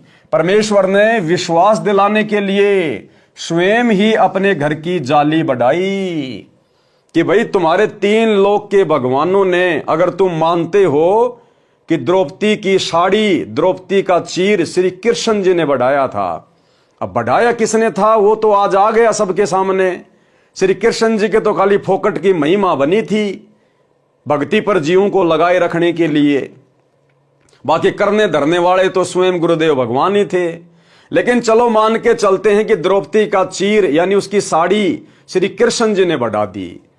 अरे भैया, तुम्हारे 3 लोक के भगवान ने तो केवल एक कपड़े का टुकड़ा बढ़ाया और परमात्मा ने यह साबित कर दिया कि हमारे बंदी छोड़ने कबीर परमात्मा ने तो लोहे को बढ़ा दिया, लोहे का, कि कपड़ा छोड़ो, हमारे परमात्मा तो लोहा बढ़ा दे, लोहा। तो ये उदाहरण परमेश्वर ने अपनी मर्जी से जानबूझकर स्वयं के साथ घटित किया। इनके अलावा और कोई कबीर परमात्मा नहीं है जो लोहा बढ़ा दे। यही है वो मालिक सतगुरु रामपाल जी भगवान, जिन्होंने द्रौपदी का कपड़ा भी बढ़ाया और स्वयं की लोहे की जाली भी बढ़ाई। मेरे शिष्यों को कबीर परमात्मा की भक्ति से अनेकों अनहोनी हो रही है। उस समय जब द्रौपदी रानी का चीर हरण हो रहा था, कृष्ण जी तो द्वारिका में रुक्मणी के साथ चौपड़ खेल रहे थे। रुक्मणी ने सबको बताया कि श्री कृष्ण ऐसे ऐसे बोले, वे तो चौपड़ भी खेलते रहे और द्रौपदी का चीर भी बढ़ा दिया। ठीक इसी प्रकार हमारे कबीर भगवान वर्तमान में अपने मिशन को गति देने के लिए वर्तमान में हिसार जेल में भी बैठे हैं और बाहर अपने भक्तों के साथ असंख्य चमत्कार भी करते हैं। रोजाना प्रतिदिन अपने सत्सेवक बच्चों के घरों पर उनको आशीर्वाद देने के लिए, भोजन भंडारा ग्रहण करने के लिए भी आते हैं। और जरा सी आपत्ति आती है तो परमात्मा तुरंत शब्द रूप में सामने खड़े हो जाते हैं। ये वो परमात्मा है। तो द्रौपदी ने गुण गाया श्री कृष्ण जी का कि श्री कृष्ण जी तो चौपड़ पासा खेल रहे थे, फिर भी वो तुरंत आके प्रकट हो गए, उन्होंने मेरा चीर बढ़ाया, जबकि बढ़ाने वाले तो यही थे। लेकिन द्रौपदी ने गुणगान किसका किया? अपने गुरु का। संत गरीबदास जी की दिव्य दृष्टि खुली हुई थी, वे जो देख रहे थे वो बता रहे थे। वास्तव में सब परमात्मा कबीर जी ही कर रहे थे। ये संत गरीबदास जी ने बार बार स्पष्ट किया है कि गरीब भक्ति मुक्ति के दाता, सतगुरु भटकत प्राणी फिरंदा, उस साहिब के हुक्म बिना नहीं तरवर पात हिलंदा। राम कृष्ण सतगुरु शहजादे, भक्ति हेत यूं हुए पियादे। अर्थात संत गरीबदास जी ने स्पष्ट किया है कि सतगुरु कबीर जी भक्ति मुक्ति के दाता हैं। यानी पहले तो सतगुरु रूप धारण करके भक्ति करवाते हैं और फिर अंत में मुक्ति प्रदान करते हैं। भक्ति मुक्ति के दाता सतगुरु। कौन है भक्ति मुक्ति के दाता? सतगुरु। भक्ति मुक्ति के दाता सतगुरु। और यहां क्या कह रहे हैं गुरुदेव कि सतगुरु कबीर जी भक्ति मुक्ति के दाता हैं। तो आज हमें भक्ति किसने दी और मुक्ति कौन देंगे? सतगुरु गुरुदेव भगवान, ये स्वयं ही कबीर जी हैं। संत गरीबदास जी ने स्पष्ट किया है कि सतगुरु कबीर जी भक्ति मुक्ति के दाता हैं और कोई देव न भक्ति दे सकता है न ही मुक्ति। उस कबीर साहेब परमात्मा के आदेश बिना पत्ता भी नहीं हिल सकता, इस कबीर परमात्मा के आदेश बिना। रामकृष्ण भी परमात्मा की भक्ति करके कुछ शक्ति प्राप्त करके प्रसिद्धि पाए हुए थे। उनके आदेश से पृथ्वी पर भक्ति को कायम रखने के लिए आए थे। वे परमात्मा कबीर जी के शहजादे यानी राजकुमार थे, क्योंकि इस विष्णु वाली आत्मा ने किसी मानव जन्म में परमात्मा कबीर जी की शरण में रहकर अच्छी साधना की थी। इसी कलयुग की बिचली पीढ़ी में, तभी तो आज ये ब्रह्मा विष्णु महेश बन के बैठे हैं, क्योंकि कलयुग की बिचली पीढ़ी में सतगुरु रामपाल जी भगवान की शरण में आकर इन्होंने जबरदस्त भक्ति कमाई की, लेकिन अंत में मर्यादा नहीं निभा पाए और काल के हत्थे चढ़ गए। काल ने उनको ब्रह्मा विष्णु महेश बना दिया। दुर्भाग्य से पार नहीं हो पाए, काल ब्रह्म के जाल में फंसे रहे। इस आत्मा की सत्य भक्ति अधिक थी, इसको अपनी पत्नी दुर्गा देवी द्वारा जन्म देकर विष्णु पद दे रखा है। इसकी पूर्व जन्म की भक्ति की कमाई पूर्ण रूप से नष्ट करवाकर पृथ्वी के ऊपर जन्म देगा। एक मानव जन्म भी हो सकता है, फिर 84 लाख प्रकार के प्राणियों के जन्म भोगेगा। भाई और बहनों, यही दुर्गति होगी जो इस कलयुग की बिचली पीढ़ी में आजीवन मर्यादा ना निभा के या गुरु से किसी भी कारण से दूर होकर, गुरु विमुख होकर जो भक्ति छोड़ देंगे या भक्ति करते करते भी मर्यादा में नहीं रहेंगे, अंत में फिर उन आत्माओं की ये काल इसी प्रकार से दुर्गति करेगा। उनको ब्रह्मा विष्णु महेश बनाएगा, बंदर वाला नाच नचाएगा और फिर 84 लाख योनियों में ठोकेगा। तो आज आप और हमारे ऊपर जो दया हुई है गुरुदेव भगवान की, जो सौभाग्य आज हम आत्माओं को प्राप्त हुआ है, ये ब्रह्मा विष्णु महेश को भी प्राप्त नहीं है। इसलिए गुरुदेव बार बार कहते हैं कि ये ब्रह्मा विष्णु महेश भी तुम्हारे पाशिंग नहीं है। किस्मत के मामले में, भाग्य के मामले में जो अनमोल वस्तु आज तुम प्राप्त कर सकते हो मनुष्य योनि में, इस कलयुग की बिचली पीढ़ी में, इस ब्रह्मा विष्णु महेश को तो असंख्य युगों तक भी ये अनमोल वस्तु प्राप्त नहीं होने वाली। तो भाई और बहनों, हमारा अंतिम दाव है, अंतिम दाव। और यदि अब की बार हमने बाजी मार ली तो भाई और बहनों, अखंड सुख देगा परमात्मा सतलोक में, अखंड सुख। प्रसंग द्रौपदी के चीर हरण का चल रहा है। श्री कृष्ण जी तो द्वारिका में चौपड़ खेल रहा था। परमात्मा कबीर यानी मुरारी, पापों के शत्रु, मुरारी यानी पापों के शत्रु, मुरा प्लस अरी, मुरा मानी पाप कर्म, अरी मानी उनका शत्रु, उनका दुश्मन जो पाप कर्मों का नाश कर दे, पापों का शत्रु। तो असल में मुरारी श्री कृष्ण जी नहीं है। श्री कृष्ण जी तो खुद के पाप कर्म नहीं काट पाया, दुनिया के कहां से काट देगा, ये असल में मुरारी नहीं है। त्रेता युग में धोखे से पेड़ की ओट लेकर बाली को मारा था, उस पाप का बदला द्वापर में श्री कृष्ण बनकर भोगा। पैर में जहरीला तीर खाया, तड़प तड़प के मौत हुई, बाली वाली आत्मा ने तीर मारा। वो श्री कृष्ण खुद का पाप कर्म नहीं काट पाया, वो भला कैसे मुरारी हो सकता है। असल में मुरारी है कबीर परमात्मा, सतगुरु रामपाल जी भगवान, बंदी छोड़। परमात्मा कबीर मुरारी, पापों के शत्रु, द्रौपदी के सिर पर सूक्ष्म रूप में विराजमान हुए। दुशासन चीर खींच खींच कर थक गया, चीर का अंत नहीं हुआ। दुशासन 10,000 हाथियों जितनी शक्ति वाला, द्रौपदी उसके सामने कमल के फूल जैसी नाजुक थी। फिर भी परमात्मा की भक्ति की शक्ति यानी साधु रूप कबीर परमात्मा को दिए दान के कारण चीर का अंत नहीं हुआ। द्रौपदी श्री कृष्ण जी की शिष्य थी, जिस कारण से उसने अपने गुरु की महिमा गाई कि मेरे गुरु जी के कारण मेरी इज्जत सुरक्षित रही है। वाणी में भी प्रमाण है कि द्रौपदी श्री कृष्ण जी से अर्ज नहीं कर रही थी, वह तो परमात्मा से प्रार्थना कर रही थी, कह रही थी कि हे प्रिय पूर्ण ब्रह्म जी, मेरी लाज रखना। और भाई और बहनों, गुरुदेव ने बताया ये आत्मा चाहे किसी की भी भक्ति करती है, किसी को भी अपना इष्ट मानती है, किसी को भी अपना गुरु बना रखा है, लेकिन जब इसके ऊपर विशेष आपत्ति आती है तो ये आत्मा परमात्मा को याद करती है, हे परमात्मा, हे मालिक, हे परमेश्वर। तो इसी प्रकार द्रौपदी भी उस समय परमात्मा को याद कर रही थी, ना कि श्री कृष्ण जी को, क्योंकि वो तो अपनी शुद्ध बुद्ध खो बैठी थी, बिल्कुल स्तब्ध हो गई थी कि आज तेरी इज्जत यहां पर तार तार की जाएगी। तो वो तो बिल्कुल अपनी सुरती लगा चुकी थी, उसकी तो सुरती लग चुकी थी परमात्मा में। वाणी में भी प्रमाण है कि द्रौपदी श्री कृष्ण से अर्ज नहीं कर रही थी, वह तो परमात्मा से प्रार्थना कर रही थी, कह रही थी कि हे प्रिय पूर्ण ब्रह्म जी, मेरी लाज रखना। आपने सतयुग में गजगरा मगरमच्छ को पार किया, अग्नि से बिल्ली के बच्चों की रक्षा की, नरसिंह रूप धारण करके भगत प्रहलाद की रक्षा की थी। हे पूर्ण परमात्मा, मेरी भी इज्जत रखो।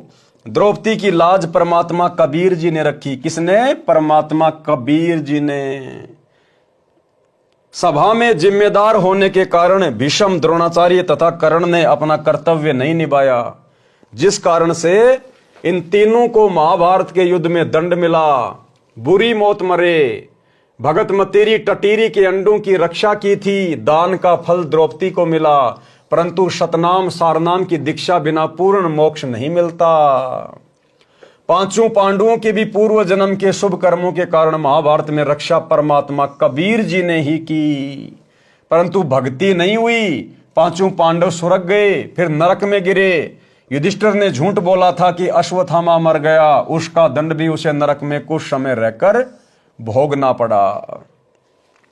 अब भाई और बहनों, एक छोटा सा सत्संग गुरुदेव भगवान का, जिस समय अंधे महात्मा का रूप बनाकर परमात्मा ने द्रौपदी का एक लीर का टुकड़ा लिया। जिस प्रकार पहले परमात्मा ने लिखा वाणी में कि द्रौपदी ने 5-7 टुकड़े फाड़ फाड़ के अपनी साड़ी से अंधे महात्मा जी की तरफ पानी में बहाए, लेकिन उनके एक भी हाथ नहीं लगा। क्या परमात्मा उनको पकड़ नहीं सकते थे? जानबूझ के परमात्मा ने वो साड़ी के टुकड़े नहीं पकड़े। अंत में जो टुकड़ा द्रौपदी ने एक लंबी सी लकड़ी में बांध के और अंधे महात्मा के हाथ के पास किया, उसके हाथ को छुआ। द्रौपदी ने वो लकड़ी अंधे महात्मा के हाथ के पास कर दी और वो कपड़ा अंधे महात्मा के हाथ को छूने लगा। तब अंधे महात्मा ने उसको पकड़ा और उस एक साड़ी के टुकड़े के कारण जो उस अंधे महात्मा के हाथ लगा था, केवल उस एक टुकड़े के प्रतिफल में परमात्मा ने द्रौपदी का चीर अनंत बढ़ाया। अरे द्रौपदी ने तो बाकी टुकड़े भी साड़ी के फाड़ के फेंके थे, वो भी तो दान था, वो भी तो कपड़ा ही था, लेकिन उन 5-7 साड़ी के टुकड़ों के प्रतिफल में परमात्मा ने द्रौपदी का चीर नहीं बढ़ाया, जबकि वो भी दान ही था, केवल उस एक टुकड़े के कारण, क्योंकि वो टुकड़ा परमात्मा के हाथ में लगा। इसी प्रकार भाई और बहनों, वर्तमान में परमात्मा हमें शिक्षा देते हैं, गुरु बिन माला फेरते, गुरु बिन देते दान, और गुरु बिन दोनों निष्फल है, चाहे पूछो वेद पुराण। जानबूझ के परमात्मा ने वो उदाहरण पेश किया 5-7 साड़ी के टुकड़ों को ना पकड़ने का, केवल एक टुकड़ा हाथ लगा, उसी के प्रतिफल में द्रौपदी की साड़ी बढ़ाई। ठीक इसी प्रकार वर्तमान में परमात्मा हम भगत भाई बहनों को शिक्षा देना चाह रहे हैं इस कथा के माध्यम से, क्योंकि सतगुरु हमेशा संकेत करेगा और संकेतों की भाषा शिष्य ने समझनी पड़ेगी कि शब्द सैन सतगुरु की पहचान है, पावे अटल सुहागरे। ठीक इसी प्रकार वर्तमान में हमारे भाई बहन ज्ञान को आधार ना बनाकर गुरु को मानुष मानकर और गुरु की शिक्षाओं से हटकर जिस प्रकार इन सतलोक आश्रमों में कुपात्रों को ज्योति पाठ और दान का पैसा दे रहे हैं। हमारे गुरुदेव भगवान तो हिसार जेल में बैठे हैं, उनको 2 टाइम की रोटी 2 जोड़ी कपड़ा सरकार दे रही है। हम भगत भाई बहनों का लाखों करोड़ों का ये दान, ये धर्म, ज्योति पाठ का पैसा हमारे गुरुदेव भगवान के हाथ में नहीं जा रहा, हमारे गुरुदेव के हाथ में नहीं लग रहा। अरे दान किसको किया जाता है? गुरु भाई को या गुरु को, सुपात्र को या कुपात्र को? और सुपात्र कौन है? क्या बताया गुरुदेव ने? केवल तुम्हारा सतगुरु ही सुपात्र है, अन्य कोई भी सुपात्र नहीं है। और यदि कुपात्र को दान धर्म करोगे तो भाई परिणाम भोगना पड़ेगा। तो जिस प्रकार द्रौपदी की साड़ी का एक टुकड़ा अंधे महात्मा के हाथ लगा तो परमात्मा ने चीर अनंत कर दिया।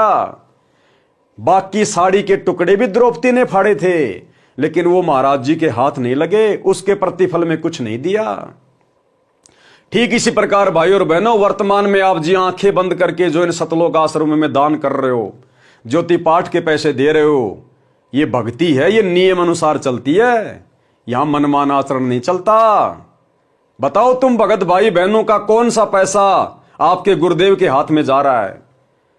2014 बरवाला कांड के बाद से आप सतलोक आश्रमों से जुड़े हुए किन किन भगत भाई बहनों ने अपने गुरुदेव के हाथ में हिसार जेल में जाके दान दिया है? तो भाई और बहनों, आने वाले समय में, क्योंकि युग परिवर्तन का समय चल रहा है, परिस्थितियां बहुत भयंकर तरीके से बिगड़ेंगी। ज्ञान गंगा पुस्तक में नास्त्रदमस की भविष्यवाणी में पूज्य गुरुदेव जी जिक्र कर चुके हैं कि आने वाले युग परिवर्तन में भारत देश में 16 से अधिक राज्यों में राष्ट्रपति शासन लागू हो जाएगा। परिस्थितियां बद से बदतर होंगी। और कल ही मणिपुर में राष्ट्रपति शासन लागू हो चुका है, शुरुआत हो चुकी है। साधु वचन पलटे नहीं, चाहे पलट जाएं ब्रह्मांड। और जब वो परिस्थितियां बिगड़ेंगी, दुनिया की हालत बद से बदतर होगी। रहते तो हम भी दुनिया में ही हैं। जब पड़ोस में आग लगती है तो चिंता तो पड़ोसी की भी होती है, चाहे कितना पक्का मकान हो। तो उस समय भाई और बहनों, परमात्मा कैसे आपकी रक्षा करेंगे? आपकी रक्षा करने का अधिकारी वो है जिसके हाथ में आपने दान दिया है। तो आपने अपने गुरुदेव के हाथ में तो दिया ही नहीं। तो जिस प्रकार द्रौपदी की साड़ी का जो टुकड़ा सतगुरु के हाथ लगा, उसी के प्रतिफल में उसके चीर को बढ़ाया, बाकी साड़ी पूरी व्यर्थ चली गई। तो विचार कर लेना, आप भगत भाई बहनों के दान का, ज्योति पाठ का पैसा सुपात्र के हाथ में जा रहा है या कुपात्र के हाथ में जा रहा है। और वो कुपात्र फिर तुम्हारी आंखों के सामने तुम्हारे दान धर्म का, गुरुदेव की मर्यादाओं के विरुद्ध प्रयोग करके तुम्हारी सारी मर्यादा तोड़वा रहे हैं। हरियाणा में जाट आरक्षण में तुम भगत भाई बहनों का, इन कुपात्रों को दिया गया वो पैसा चंदे के रूप में दिया गया, करोड़ों में। आनंदपाल सिंह जैसे गैंगस्टर की सीबीआई जांच के समर्थन में 5 लाख रुपए राजपूत करणी सेना को दे दिए गए। धनाना में करोड़ों रुपये का बैडमिंटन स्टेडियम बना दिया गया। धनाना आश्रम में फालतू में हॉस्पिटल बनाया जा रहा है। गोहाना में जाट धर्मशाला का 5वां फ्लोर तुम भगत भाई बहनों के ज्योति पाठ और दान के पैसे से गुरुदेव का बड़ा लड़का बनवाने का ठेका ले चुका है। समाज में भाईचारा निभाने के लिए तुम्हारे कर्म पे कर्म फोड़े जा रहे, कर्म पे कर्म। क्यों? क्योंकि आप लोगों ने आंख बंद करके अपने गुरुदेव की मर्यादाओं को ना निभाकर, ज्ञान को आधार ना बनाकर, अपने गुरु की शिक्षाओं पर ना चलते हुए कि गुरु बिन दान पुण्य जो कर ही मिथ्या होए कबू न फल ही, आप लोगों ने उन कुपात्रों को ज्योति और पाठ का पैसा दे दिया जिन कुपात्रों के मनमानी गलतियों के कारण, मनमाने आचरण के कारण, जिनकी काल प्रेरणा के कारण 2014 का बरवाला कांड हुआ और जिन लोगों की मनमानी हरकतों के कारण पिछले 10 वर्ष से हमारे गुरुदेव हिसार जेल में बैठे हैं। भाई और बहनों, विचार कर लेना, अभी भी समय है। यदि बात समझ में आई है तो नाक रगड़ कर अपने गुरुदेव से घर पर क्षमा याचना कर लो और छोड़ दो इन फर्जी आश्रमों में जाना। साथ संगति से जुड़ जाओ। जब तक गुरुदेव भगवान नहीं आते हैं, घर को आश्रम बनाओ, मर्यादा रूपी दीवार बनाओ, ज्ञान को आधार बनाओ और गुरु को इष्ट मान के भोग लगाओ। अपनी भक्ति करो। बकवाद करने से परमात्मा निकट नहीं आएगा। ये एग्जाम्पल है द्रौपदी की कथा। बाद में रोओगे, पछताओगे। आपके विश्वास के लिए ये छोटा सा सत्संग गुरुदेव का, जिसमें गुरुदेव ने इसी बात को हाईलाइट किया है कि वो एक टुकड़ा साड़ी का जो महाराज के हाथ लगा था, उसी के प्रतिफल में द्रौपदी का चीर बढ़ाया। बाकी जो 3-4 कपड़े और फाड़ फाड़ के दिए थे वो भी तो दान ही था, लेकिन उसके प्रतिफल में चीर नहीं बढ़ाया क्योंकि वो महाराज के हाथ नहीं लगा। सुनिए। धर्म बिना धापे नहीं ये प्राणी प्रपंच, आस बिरानी क्यों के रत्न दिया हो तो संच। यदि पहले दान किया तो आज मिलेगा। अन्यथा चाहे सिर पटक ले, चाहे कितने किसी प्रकार की तू अन्य साधना कर ले। हाँ, ये मान लीजिए तेरे भाग्य में नहीं है, पूर्व में दान नहीं कर पाया, तो अब आपको तरीका बताया जा रहा है, ऐसे कीजिए। प्रमाण है कि जैसे द्रौपदी ने उसी जन्म में एक अंधे महात्मा को एक बिल्हातानी अर्थात 8-9 इंच का एक कपड़ा लंगोट टाइप कोपीन टाइप बनाकर पाड़ कर दिया था। यानी वैसे तो उसने लगभग सारी साड़ी पाड़ कर डाल दी थी नदी में। अंधा महात्मा था, हाथ नहीं लग गया, वह एक लकड़ी का लपेट कर उसके हाथ के लगा दी। अर्थात उस इतने के कपड़े का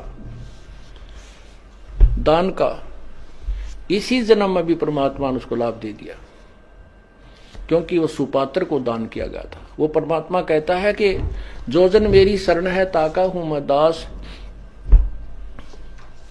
गेल गेल ला गया फिरूं जब तक धरती आकाश। पारक के अंक का सरलार्थ किया जा रहा है। पारक के अंक की वाणी नंबर 1207 से 1214। गरीब देना जग में खूब है, दान ज्ञान परवेश, ब्राह्मण को तो जग करी बतलाई है शेष।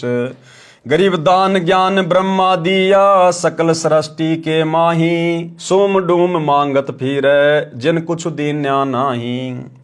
गरीब दान ज्ञान परिणाम कर, होम जो हरि के हेत, यज्ञ पंचमी तुझे कहूं ध्यान कमल सुर सेत। गरीब धर्म कर्म जग कीजिए, कुएं बाय तालाब, इच्छा अस्थल स्वर्ग सुर सब पृथ्वी का राव। गरीब भूख्या भोजन देत है, कर्म यज्ञ जो नार, 100 गज फीलों चढ़त हैं पालक कंद कहार। गरीब कुएं बाय तलावेड़ी, बाग बगीचे फूल, इंद्रलोक गन कीजिए परी हिंदोलों झूल। गरीब जति सती इंद्री दमन, बिन इच्छा बाटंत, काम देनु कल्प वृक्ष पद तास बार दूजंत। गरीब स्वर्ग नंदनी दर बंदे, बिन इच्छा जो नार, गण गंधर्व और मुनि जन तीनों लोक अधिकार। सरलार्थ इन वाणियों में कहा है कि संसार में सबसे उत्तम दान यथार्थ आध्यात्मिक ज्ञान देना है। सबसे उत्तम दान क्या है? आध्यात्मिक ज्ञान देना, सच्चा भक्ति मार्ग बताना, आत्माओं का कल्याण करवाना, यह सबसे बड़ा दान है, उत्तम दान है। क्योंकि तत्व ज्ञान से पूर्ण परमात्मा की भक्ति का ज्ञान होता है, पूर्ण मोक्ष मिलता है, जीव सदा सुखी हो जाता है। अन्य दान भी आवश्यक है जिनसे अस्थायी सुख मिलता है। वाणी नंबर 1209 पारक के अंग में 5 यज्ञ करना अनिवार्य बताया है। जो दान नहीं करते वे अगले जन्म में जब कभी मानव स्त्री पुरुष का जन्म मिलता है अति निर्धन होते हैं। दान धर्म का फल बताया है कि तालाब, कुएं तथा बावड़ी बगीची बनवाने से एक अश्वमेघ यज्ञ के समान पुण्य मिलता है। ये परमात्मा शास्त्रों के अनुसार बता रहे हैं, जबकि हमने इस प्रकार का दान धर्म नहीं करना है। हमने तो सतगुरु धारण करने के बाद सतगुरु के बताए अनुसार ही दान धर्म करना है। और सतगुरु ने बता दिया कि दान धर्म अपने गुरु जी के हाथों में करो, तुम्हारा गुरु ही धर्म के कार्य में लगा सकता है। और 5 यज्ञ जो हमें गुरुदेव ने बता दी हैं अपने घर पे करने के लिए, बस उसी हिसाब से हमने चलना है। बाकी परमात्मा शास्त्रों में लिखी बातों के अनुसार बता रहे हैं।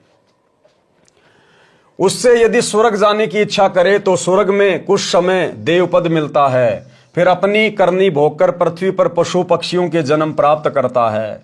यदि पृथ्वी पर राज्य की इच्छा करता है तो उपरोक्त पुण्य के कारण सारा पृथ्वी का राजा बनता है, फिर नरक में जाता है। अब देख लो, ये तालाब बनवाने का पुण्य, बावड़ी बनवाने का पुण्य, थोड़े दिन स्वर्ग में, फिर धरती पे आएगा, राजा बन जाएगा, और फिर गधा राजा भी बनेगा।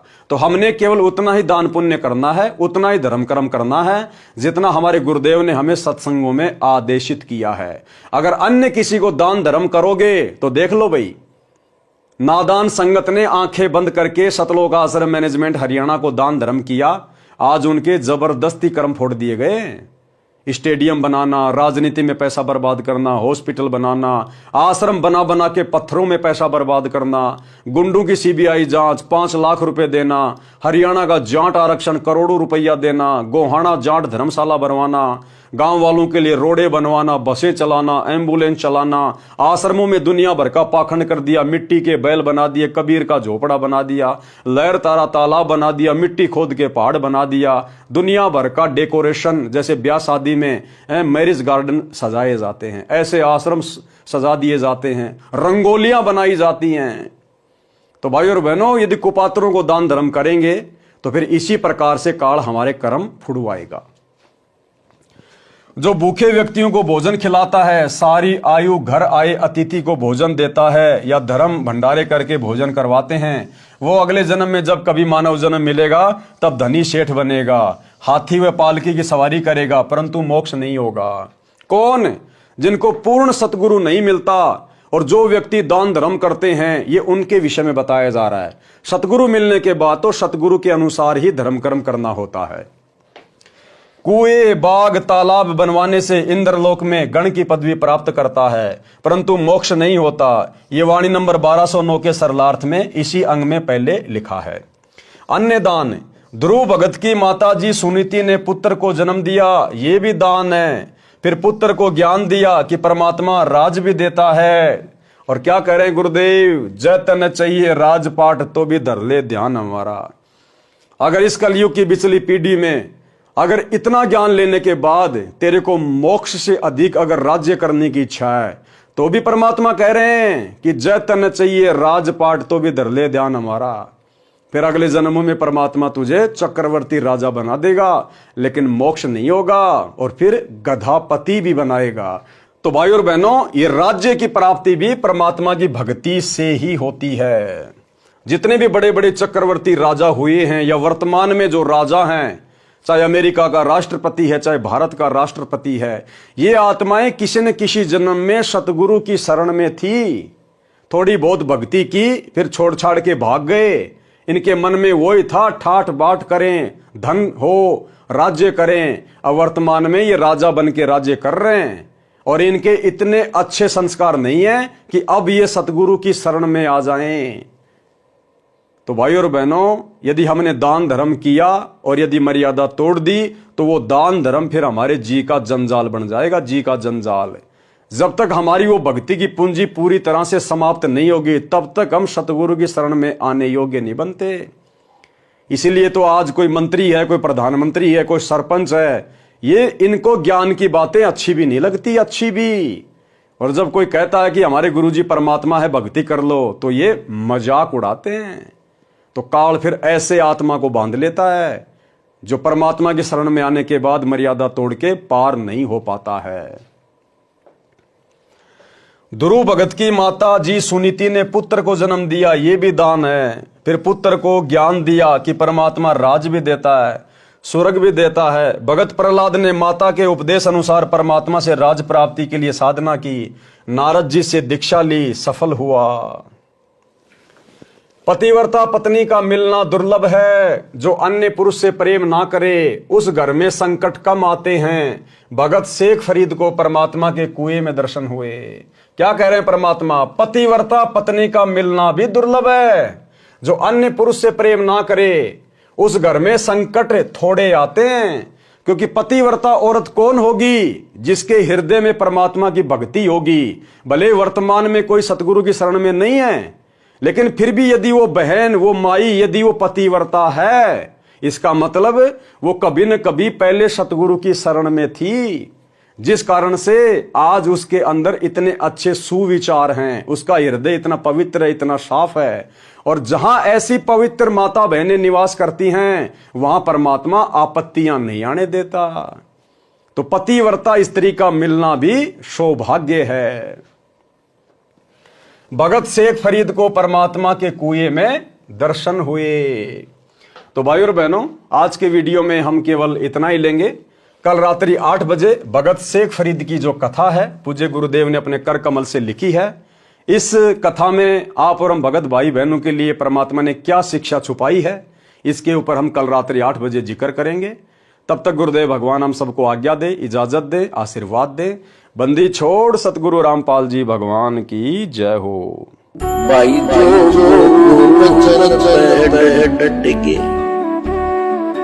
कट गे फंद 84 के, कट गे फंद 84 के, कट गे फंद 84 के। भाई जो गुरु वचन